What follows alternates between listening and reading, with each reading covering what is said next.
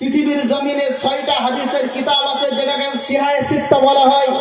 Number 1 Bukhari শরীফ, number 2 মুসলিম, number 3 তিরমিজি, number 4 নাসাই, ইবনে মাজাহ, এরপরে সুনানে আবু দাউদ। এই আল্লাহ পাকের নবী সাল্লাল্লাহু আলাইহি সাল্লামের লাখো হাদিস এই সমস্ত হাদিসের কিতাবের মধ্যে রয়েছে। তারই ভেতরে একটা হাদিসের কিতাবের নাম হলো সুনানে নাসাই কিতাব। আমি অধম গুনাহগার পড়েছি আলহামদুলিল্লাহ। বুখারী পড়েছি, মুসলিম পড়েছি, তিরমিজি পড়েছি, সিহায়ে সিত্তা হাদিস পড়েছি। সব হাদিস আমি যখন আসার সময় প্রত্যেকটা হাদিস মুতালা করে আসি। আল্লাহ নবী সাল্লাল্লাহু আলাইহি ওয়াসাল্লাম নাসাই শরীফের 1833 নম্বর হাদিসের মধ্যে তিনি কি বলতেছেন শুনবেন। গায়ের পশম যদি থাকে, ঈমান যদি থাকে তো শিহরে উঠবে। একটা গুনাহগার বান্দা যে বান্দাটা নামাজ পড়ে নাই, যে বান্দাটা আল্লাহর ভয় করে নাই, যেই বান্দাটা রবের ভয় করে নাই, অন্ধকারে গুনাহ করছে, আলোতে গুনাহ করেছে, সকলের সামনে গুনাহ করেছে, লোক চক্ষুর অন্তরালে গুনাহ করেছে, দুলাভাই শালীর ইজ্জত নিয়ে খেলা করেছে, দেওর ভাবির ইজ্জত নিয়ে খেলা করেছে। এই গুনাহগার বান্দা আর বান্দিগুলোর যারা গার্লফ্রেন্ড বয়ফ্রেন্ডের কল্লায় পড়ে যারা নিজের সতীত্বকে বিলীন করেছে, এই গুনাহগার বান্দা বান্দিগুলোর যখন মৃত্যুর সময় হবে তখন ফেরেশতা কেমন ভাবে আসবে এটা হাদিস থেকে শুনে নেন। আল্লাহ নবী সাল্লাল্লাহু আলাইহি ওয়াসাল্লাম তিনি হাদিসের মধ্যে বলতেছেন, আতাতিল মালাইকাতু বিবিসহিন। মৃত্যুর যখন সময় হয়ে যাবে আমার আল্লাহ তাআলার ফেরেশতা, মৃত্যুর ফেরেশতার নামটা কি জানেন আপনারা? মৃত্যুর ফেরেশতার নাম হলো আজরাইল আলাইহিস সালাতু ওয়াস সালাম। নামটার সঙ্গে পরিচিত হয়ে নেন, কাজে লাগবে। এই ফেরেশতা আমার আপনার সঙ্গে দেখা করবে। কোন ফেরেশতার সঙ্গে দেখা হোক চাই না হোক, মনে রাখবেন আমরা যারা আছি আমাদের সকলের একটা ফেরেশতার সঙ্গে মোলাকাত হবে। সেই ফেরেশতাটার নাম হলো হযরত আজরাইল আলাইহিস সালাতু ওয়াস সালাম। এই আজরাইল আলাইহিস সালাতু ওয়াস সালাম গুনাহগারের মৃত্যু যখন হবে, গুনাহগারের জানটা কবজ করার সময় তিনি চলে আসবেন। কেমন ভাবে আসবেন? আতাতিল মালাইকাতু বিবিসিহিন, 500 আগুনের ফেরেশতা দিয়া, যাদের নখগুলো হবে বড় বড়, যাদের গোটা শরীরে আগুনের মতো রং বা কালার হবে, কালো কৃষ্ণ বর্ণ হয়ে যাবে। ওই ফেরেশতা আল্লাহ নবী সাল্লাল্লাহু আলাইহি ওয়াসাল্লাম জানায়া দেন আজরাইল আলাইহিস সালাম 500 ফেরেশতা নিয়ে চলে আসবে।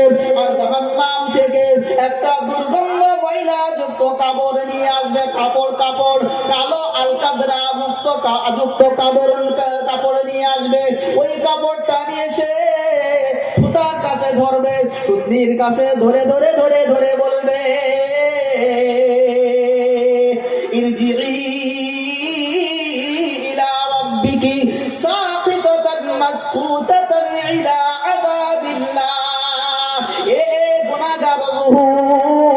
আল্লাহর গজবের দিকে তুমি চলে এসো, বেরিয়ে আয়, বের হইতে চাইবে না। হাদিসের ভেতরে লেখা আছে নবীজি সাল্লাল্লাহু আলাইহি ওয়াসাল্লাম জানায়া দেন তার আজরাইল আলাইহিস সালাতু ওয়াস সালাম এইবার তার আগুনের তৈরি ওই নখগুলো আল্লাহ পাকের ওই বান্দা বা বান্দির ওই সরু সরু রগরেশার ভেতরে ঢুকায়া দেবে, টেনে হাসরে বার করবে। কেমন করে বার করবে? জানটা কেমন ভাবে বার হয়ে যাবে? নবীজি জানায়া দেন এক বস্তা ভিজা তোলার ভেতরে যদি একটা পেরেক টানা হয়, ওই পেরেকটা টানলে পারে তোলাগুলো কেমন ছিঁড়ে ছুটকে বস্তাটা বার হয়ে যায়। ওই গুনাহগার বান্দা বান্দির রূহটা এমন ভাবে আজরাইল কবজ করবে, বলো নাউজুবিল্লাহ। এমন ভাবে কবজ করবে, এমন ভাবে কবজ করার পর এরপরে কোথায় নিয়ে চলে যাবে? আপনারা নাম শুনেছেন 2টা জায়গা, একটার নাম হচ্ছে সিজ্জিন, আর একটার নাম হচ্ছে ইল্লিয়িন। আপনারা নাম শুনেছেন না শোনেন নাই? যদি না শোনেন কোরআন থেকে শুনে নেন। গুনাহগার বান্দা বান্দীদের জন্য আমার আল্লাহ তাআলা বলছেন, লা তুফাত্তাহু লাহুম আবওয়াবুস সামাই ওয়া লা ইয়াদখুলুনাল জান্নাহ। এদের জন্য আল্লাহ পাকের আসমানের দরজাকে উন্মুক্ত করে দেওয়া হবে না, ওপেন করা হবে না। জান্নাতে তো এরা যাবেই না। ফেরেশতা যখন উপর দিয়ে নিয়ে যাবে, উপরের দিকে যখন রূহটা কবজ করে নিয়ে চলে যাবে দুর্গন্ধময় কাপড়ে করে, আবার আল্লাহ পাক বলবে, কাকে নিয়ে এসেছো? সরিয়ে নিয়ে যা, আমার কাছ থেকে সরিয়ে নিয়ে যা, আমার হুকুমে মানে নাই। আল্লাহ কোথায় নিয়ে যাব? আল্লাহ পাই বান্দা, হে ফেরেশতা তুমি শোনো নাই? আমি আল্লাহ কোরআনে বলেছি, ওয়া মা আদরাকা মা সিজ্জিন। সিজ্জিন নামক জিনিসটাকে তুমি কি চেনো? সিজ্জিন বলা হয় মাটির নিচে। এই মাটির নিচে একটা জায়গা আছে, এই জায়গাটার নাম হলো সিজ্জিন।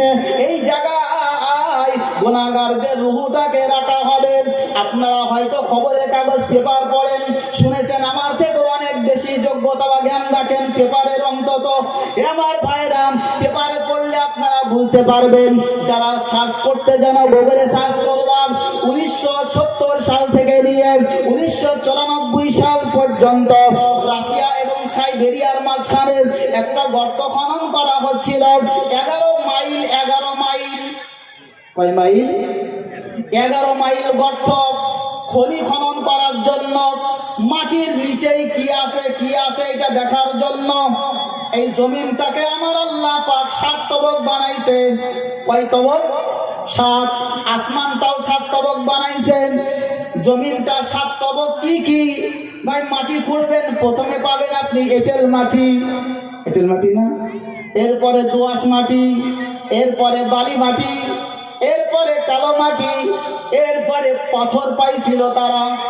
বিজ্ঞানীরা খুঁড়তে খুঁড়তে বলতেছেন, এরপরে একটা পর্যায়ে পৌঁছালো যেখানে পাথর আর বালি, পাথর আর বালি। এরপরে খুঁড়তে খুঁড়তে চলে গেল, এরপরে আরেকটা পর্যায়ে পৌঁছালো যেই জায়গায় শুধু পাথর আর পাথর। এরপরে সেই জায়গাটাও যখন চলে গেল, পার হয়ে গেল, কিছু লোহা বার হয়ে গেল। এরপরে সেই জায়গাটাও যখন পার হয়ে গেল, কিছু লোহা আবার কিছু পাথরের সংমিশ্রণ। এরপরে আরেকটা জায়গা যখন চলে গেল, বিজ্ঞানীরা 11 মাইলের ঠিক শেষ প্রান্তের দিকে ওই জায়গাটাই শুধু লোহা আর লোহা। এই লোহার নামে আল্লাহ পাক কোরআনে একটা সূরা দিয়েছে, যে সূরার নাম হলো সূরা হাদীদ। সূরার নাম কি? সূরা হাদীদ। হাদীদুন মানে হচ্ছে লোহা। এই লোহার নামে সূরা আছে। বিজ্ঞানীরা যখন চলে গেল 11 মাইলের শেষের দিকে, তখন শুধু লোহা। এরা চেষ্টা করলো বড় বড় ড্রিল মেশিন দিয়ে, শক্তিশালী মেশিন যখন প্রয়োগ করলো, সেই লোহা আর কাটতে চায় না। যাই হোক, অনেক কষ্টে যখন লোহাকে ছিদ্র করা হলো, এরপর একটা পাথর বার হলো, যে পাথরের নাম হলো গ্রানাইট পাথর। গ্রানাইট পাথর যখন বার হলো, এই গ্রানাইট পাথর আর ভেদ করতে চায় না। এই গ্রানাইটের পাথরের তলায় যখন অনুবীক্ষণ যন্ত্র এবং একদম স্পেশাল ক্যামেরা, যখন পাওয়ারফুল ক্যামেরা লাগানো হলো, স্পিকার যখন লাগানো হলো, সেই স্পিকার লাগানোর সাথে সাথে 3 জন বিজ্ঞানীর সঙ্গে সঙ্গে হার্ট অ্যাটাক হয়ে ওই জায়গায় মারা গেল। খবর পেপার পত্রিকায় আপনারা হয়তো বুঝতে পারবেন না, এখন নাই, গুগলে সার্চ করলে পাবেন। সেই জায়গাটার নাম কি মনে রাখবেন। 3 জন মারা গিয়েছিল, শুধু ওই জায়গায় চিৎকার দিতেছিল, বাঁচাও বাঁচাও বাঁচাও, আমরা মরে গেলাম, পুড়ে গেলাম, চলে গেলাম। যারা বেঁচে গিয়েছিল তারা জীবনে আর দ্বিতীয়বার ওই জায়গায় পৌঁছায় নাই, দ্বিতীয়বার আর যায় নাই, ছুটে চলে এসেছিল সেই জায়গাটাকে। এরপরে 2000 কত সালে, 2004 সালে সম্ভবত ওই জায়গাটাকে ব্যান করে দেওয়া হয়, ওই জায়গাটাকে সিল করে দেওয়া হয়। কারণ কোন বিজ্ঞানিক আর নামতে চাই না। ওই বিজ্ঞানিকগুলো বলেছিল, আমরা যদি নাস্তিক না হতাম, আমরা যদি কোনো ধর্মকে বিশ্বাস না করতাম, আমি যদি কোনো ধর্মকে বিশ্বাস না করতাম, মানে যদি নাস্তিক হতাম, নাস্তিক হয়েছে আমরা যদি ধর্মকে বিশ্বাস করতাম, তাহলে অবশ্যই ইসলাম ধর্ম কবুল করতাম। কারণ কোরআনের ভেতরে লেখা আছে এই সিজ্জিনের কথা। কোরআনে যে সিজ্জিনের কথা লেখা আছে, এইটাই মনে হয় সেই সিজ্জিনের আওয়াজ। জোরে বলুন নাউজুবিল্লাহ। এই জায়গায় প্রত্যেকটা গুনাহগারের রূপটাকে ওই জায়গায় আল্লাহ নিক্ষেপ করবে। অমা আদরাকা মা সিজ্জিন, সিজ্জিন কি জিনিস জানো? এর ভেতরে আযাব হয়, আযাব দেওয়া হয়। এরপরে গুনাহগার বান্দাটা যখন কবরে, আল্লাহ পাক রব্বুল আলামিন যখন ওই গুনাহগার বান্দাটাকে প্রশ্ন করা হবে, ফেরেশতারা তিনখান প্রশ্ন করবে। কয়টা প্রশ্ন করা হবে? তিনটা প্রশ্ন। কবরের কয়টা? তিনটা। এই তিনটা প্রশ্নের জবাব আমার আপনার দিতে হবে দোস্ত। কারো সাইন নেই। আপনাদের বাড়ি গোপীনাথপুর হোক, চাই বাজিতপুর হোক, চাই গেজে হোক, বাংলাদেশ হোক, চাই ভারত হোক, এই তিনটা প্রশ্নের জবাব কিন্তু দেওয়া লাগবে। খুব সাবধান। আরে মারাসি আসামের চেয়ে একটু সাবধানে করেন, প্রশ্নগুলো শোনেন। প্রশ্নটা কি প্রশ্ন ভাই? মান রাব্বুকা, তোমার রব কে তুমি বলো। যদি রবের সঙ্গে সম্পর্কটা আমার আপনার থাকে ভালো, তাহলে অবশ্যই জবাবটাও হবে ভালো। আমরা বলবো রব্বি আল্লাহ, আমার রব হলো আল্লাহ। আর যদি রবের সঙ্গে সম্পর্কটা যদি হয় কালো, মানে আল্লাহ যখন ডাক দিয়েছে আপনি মসজিদে গেলেন না, আল্লাহর ভয় আপনার ভেতরে নাই, তাস নিয়ে বসেছেন তো বসেছেন, কিরাম নিয়ে বসেছেন তো বসেছেন, নামাজের কোনো হুঁশ নাই, লুডু নিয়ে বসেছেন তো বসেছেন, নামাজের কোনো খবর নাই, রমজান মাস আসতেছে, রোজার কোনো খবর নাই, এই বান্দাটা আল্লাহর সঙ্গে সম্পর্ক ভালো রাখে নাই। আল্লাহ বলছে কবরে আয়, আমি আল্লাহ পাক বুঝিয়ে দেব শাস্তি কারে কর।